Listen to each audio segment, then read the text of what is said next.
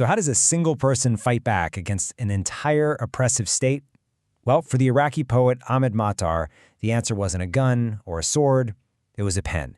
And his story is this incredible look at how poetry itself can become one of the most powerful weapons against tyranny. Let's start with these lines from one of Matar's most famous poems.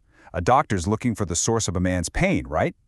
But what he finds isn't a disease or a broken bone. He finds a pen. And that one powerful image right there, it sets the stage for everything we're about to explore. So who was this guy, Ahmed Matar? And why on earth was his pen seen as such a threat? Let's meet the man behind the words. Ahmed Matar basically dedicated his whole life to writing about the things you weren't supposed to talk about. He went right after the political and religious taboos that were used to control people. Every single line he wrote was an act of defiance. You know, for Matar, the pen was never just a simple writing tool. No way. To him, it was a hand that could act and a mouth to speak for those who'd been silenced. It was a bullet aimed straight at injustice, and it was the blood of the people spilled right there on the page. It was, as he put it, a blatant accusation walking without feet. Think about that.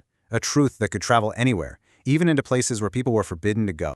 Now, to really get the sheer courage of what Matar was doing, we first have to understand the kind of beast he was up against. What exactly is this kind of absolute power? See, power isn't just one person, like a dictator sitting on a throne. And it's not just one building, like a palace. It's more like a web, a whole network of control that exists everywhere. In our relationships, in our technology, even in the tools we use every day. It's all around us.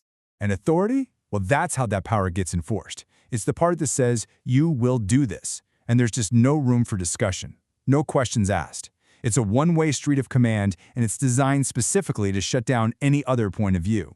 And here's a really important difference. A tyrant, a dictator, they might control the state, the army, the laws. But despotism, which is the system Matar was fighting, that goes a huge step further. It's not just about controlling your body. It's about controlling and monopolizing public opinion itself. It wants to get inside your head and own the very idea of truth. And what's its number one weapon? Censorship. By creating a total media blockade, the regime tries to cut the connection between the thinker, the poet, and the people. The goal is to stop them from ever becoming the voice of the public. And while that forces the artist to get really creative. So when you're facing total censorship, how do you fight back?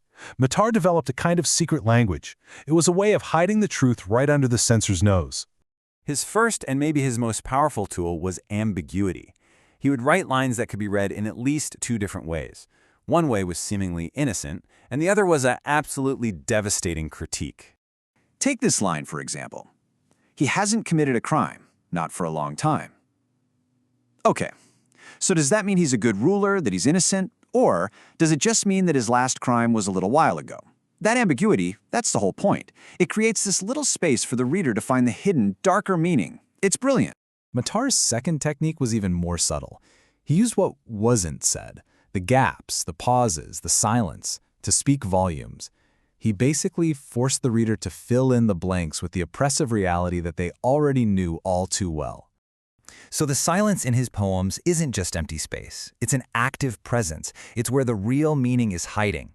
He's using allegory and deception to point to a truth that's just too dangerous to say out loud. The unspoken word actually becomes louder than the spoken one. All right, so let's see these techniques in action. We're going to dive into a few specific poems to see how Matar really turned words into direct acts of protest. Okay, so here's the story of one poem. A medical student gets arrested because an informant saw him reading about cell formation. The next day, he's dead. The official report says it was a cardiac arrest. A tragic story, sure, but it seems pretty straightforward. That is, until you look close. Let's break down the code. Cell, yeah, it's a biological thing, but it's also the word for a resistance group, right? A rifle kiss, that's a brutal, poetic way of saying he was executed. And cardiac arrest, the official cause of death, well, that becomes the state's final, chilling lie. So what Matar does is he uses the cold, precise language of medicine to expose the state's complete lack of humanity. The poem basically becomes a forensic report on a state-sanctioned murder, all hidden in plain sight. Now check out this example. It's incredibly powerful. Matar draws this stark, brutal comparison. He says, in other places, If you disrespect a ruler, you might get a small fine. But in my land, if you so much as spit blood while being tortured, that's a death sentence. This isn't subtle, and it's not supposed to be. The poem's power is in that shocking contrast. He's holding a mirror up to the regime and showing the grotesque, inhuman scale of its cruelty just by comparing it to somewhere else. Matar was eventually forced into exile. He had to move from Kuwait to London, but his pen never stopped. And his voice? Well, it continues to echo, long after. This might be one of his most haunting poems. He imagines his own death, and even then, he's being followed and besieged by the tyrant's power right into the grave. It's this absolutely devastating picture of how totalitarianism doesn't just want to control your life, it wants to own your death too. At the end of the day, Matar's work is this timeless testament to the power of words. It shows us that even when you're up against overwhelming force, the pen, the word, the truth, it has a power all its own. His poetry proves that art isn't just a mirror of reality, it can be a hammer that shapes and challenges it. And that leaves us with one last question to think about. Matar fought his battle with a pen and paper back in the 20th century. When we look at the world now, it's worth asking ourselves, when power tries to silence truth, who's holding the pen today?